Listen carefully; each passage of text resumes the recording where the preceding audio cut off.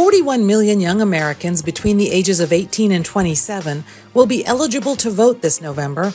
Analysts say they could make a difference in the presidential election, not because of their age, but because of who they are. The younger part of the population is going to be much more racially diverse than that older baby boomer population. So nearly half of these, Gen Z youth are young people of color. About a fifth of them identify as LGBTQ in some way. So we're talking about a really diverse generation, not just in terms of their identities, but in terms of their backgrounds and experiences and views. Historically, young people vote at a lower rate than older adults. But this young generation is showing itself to be more politically active than other generations were at this age. So one of the big stories in recent election cycles has actually been a big increase in youth voter turnout among youth. We estimate that 39% of them voted in 2016 and 50% in 2020. When it comes to the midterm congressional elections, contests when the presidency is not up for grabs, today's young people were more active than previous generations during the first midterms they could vote in. The 2022 election was the first midterm where Gen Z made up the entire 18 to 24 age range.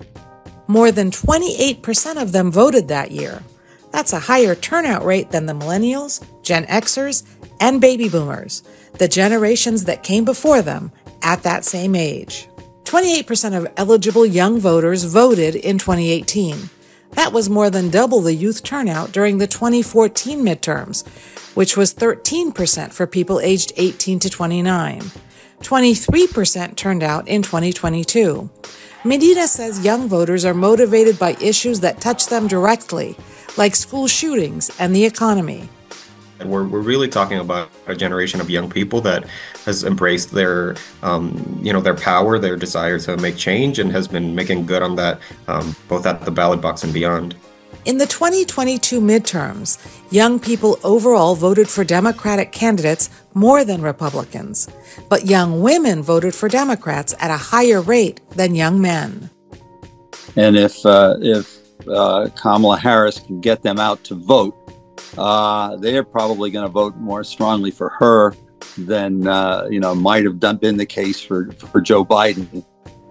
Analysts say that without the youth vote, Republicans might have swept the 2022 midterms.